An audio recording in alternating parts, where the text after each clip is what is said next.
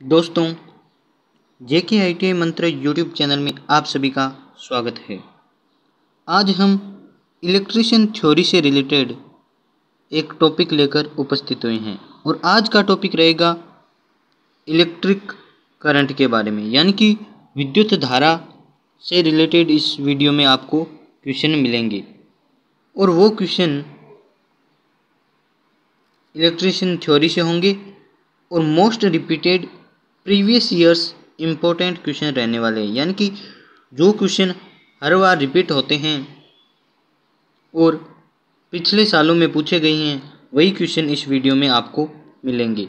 तो आप वीडियो को लास्ट तक ज़रूर देखें और लाइक करें यदि आपको क्वेश्चन अच्छे लगे तो, और अपने फ्रेंड्स के साथ शेयर करना न भूलें। चैनल पे नए हो तो चैनल को सब्सक्राइब ज़रूर करें, क्योंकि आपको इसी प्रकार की वीडियोज़ यहाँ मिलती रहती है। तो चलिए शुरू कर लेते हैं आज का हमारा टॉपिक। पहला क्वेश्चन हमारे पास यह है कि विद्युत धारा का फॉर्मूला क्या है, या फिर विद्युत धारा का क्या फॉर्मूला होता है। इस क्वेश्चन में आपसे ये पूछा गया है। तो इलेक्ट्रिक करंट का फॉर्मूला होता है विद्युत धारा यानी कि I बराबर आवेश यानी कि कूलाम बटा समय।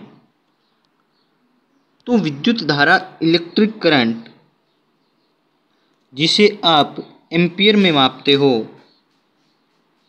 वो उसका फॉर्मूला दिया हुआ है। आवेश यानी कि चार्ज का मात्रक होता है कूलाम, जिसे आप आवेश को कूलाम में मापते हैं, और समय जो सेकंड में होता है।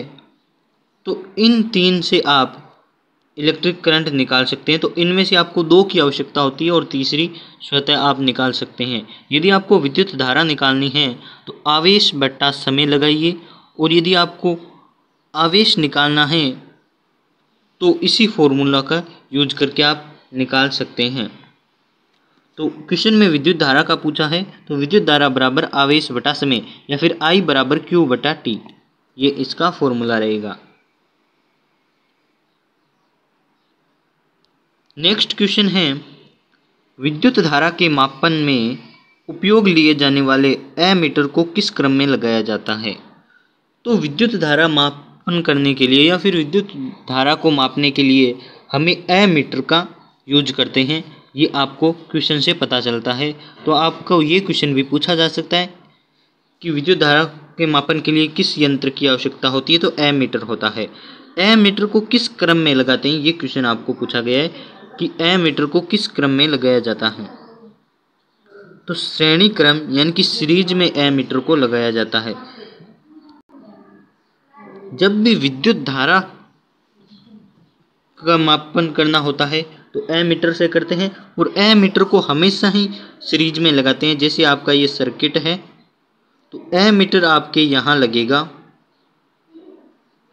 एमीटर इस प्रकार लगता है, और यहाँ बैटरी सेल जो भी होता है, तो एमीटर को आप हमेशा सीरीज में लगाइए। और वोल्ट मीटर की बात आएगी तो वोल्ट मीटर को आपको ऐसे जॉइंट करना होता है पैरेलल में। वो आगे नेक्स्ट क्वेश्चन है। अब नेक्स्ट हमारे पास थर्ड नंबर क्वेश्चन है कि विभवांतर यानी कि पोटेंशियल डिफरेंस, जिसे PD कहते हैं, पोटेंशियल डिफरेंस का मात्रक होता है वोल्ट। पोटेंशियल डिफरेंस का मापन किए जाने वाले वोल्ट मीटर को किस क्रम में लगाते हैं। तो पोटेंशियल डिफरेंस का मापन वोल्ट मीटर से किया जाता है, और उसे किस क्रम में लगाते हैं। तो आपको पता होगा दो क्रम होते हैं, सीरीज और पैरेलल, यानी कि श्रेणी क्रम और समांतर क्रम। एमीटर लगता है हमेशा सीरीज में यानी कि श्रेणी क्रम में, और वोल्ट मीटर होता है जिससे PD पोटेंशियल डिफरेंस का मापन किया जाता है, उसे समांतर क्रम में लगाते हैं।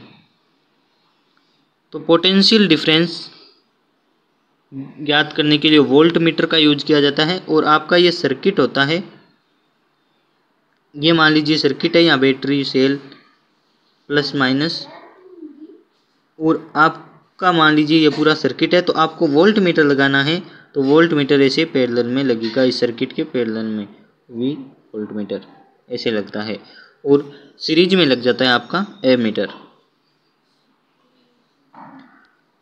ओम का नियम कब और किसने दिया? तो आप विद्युत धारा के बारे में पढ़ते हैं तो आप 100% ओम का नियम जरूर पढ़ते हैं। ओम का नियम यह है कि उन्होंने धारा और वोल्टेज के मध्य एक संबंध स्थापित किया था और उसे ओम का नियम कहते हैं।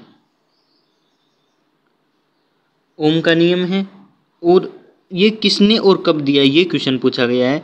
और ओम का नियम यदि आपको नहीं मालूम है तो उससे पहले मैंने एक वीडियो अपलोड कर रखी है, आप उस वीडियो को जरूर देखें। तो ओम का नियम दिया था जर्मनी के वैज्ञानिक जॉर्ज साइमन ओम ने 1826 में, यानी कि 1826 में जॉर्ज साइमन ओम ने ओम का नियम दिया था और वो जर्मनी के वैज्ञानिक थे, यानी कि 1826 को ये रूल दिया गया था, ओम्स लॉ। शक्ति का सबसे छोटा मात्रक कौन सा है? तो पावर का सबसे छोटा मात्रक वोट होता है, वोट। और उससे बड़े मात्रक होते हैं किलोवाट, मेगावाट, एचपी यानी कि हॉर्स पावर, अश्व शक्ति जिसे कहते हैं। ये शक्ति के बड़े मात्रक होते हैं। आपको छोटा मात्रक पूछा है तो इसका होता है वोट, सबसे छोटा मात्रक होता है। क्वेश्चन पूछा है एक अश्व शक्ति में कितने वोट होते हैं, यानी कि 1 HP हॉर्स पावर में कितने वोट होते हैं? तो 746 वोट, 746 वोट 1 HP में होते हैं, 1 HP। चुंबकीय फ्लक्स, चुंबकीय फ्लक्स का मात्रक कौन सा है, या फिर मात्रक क्या होता है चुंबकीय फ्लक्स का? तो इसका आंसर है वेबर। वेबर इसका मात्रक होता है।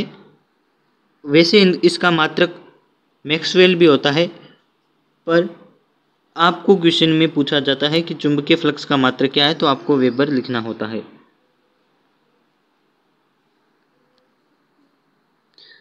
विशिष्ट प्रतिरोध का मात्रक क्या है? स्पेसिफिक रेजिस्टेंस का मात्रक क्या होता है पूछा है, तो ओम इंटू मीटर होता है। ओम को ऐसे इसका प्रतीक होता है, सिंबल होता है ओम, और इंटू मीटर। स्पेसिफिक रेजिस्टेंस का मात्रक होता है ओम इंटू मीटर।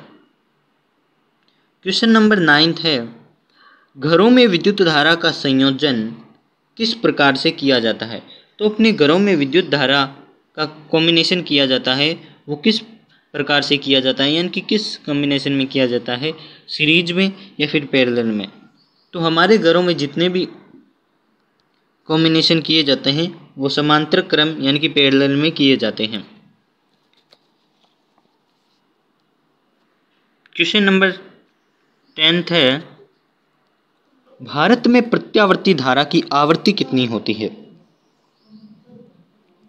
तो प्रत्यावर्ती धारा यानी कि अल्टरनेटिंग करंट, एसी धारा जिसे आप कहते हैं एसी धारा, तो भारत में एसी धारा की आवृत्ति यानी कि फ्रिक्वेंसी 50 हर्ट्ज यानी कि 50 हर्ट्ज है।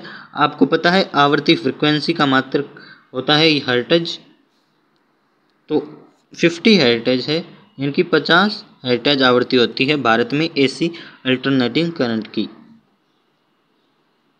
तो यदि आपको क्वेश्चन से कुछ सीखने को मिला हो तो वीडियो को ज़रूर लाइक करें और अपने फ्रेंड्स के साथ शेयर करना ना भूलें। चैनल पे नए हो तो चैनल को ज़रूर सब्सक्राइब करें, आपको इसी प्रकार की वीडियोज़ आगे मिलती रहेगी।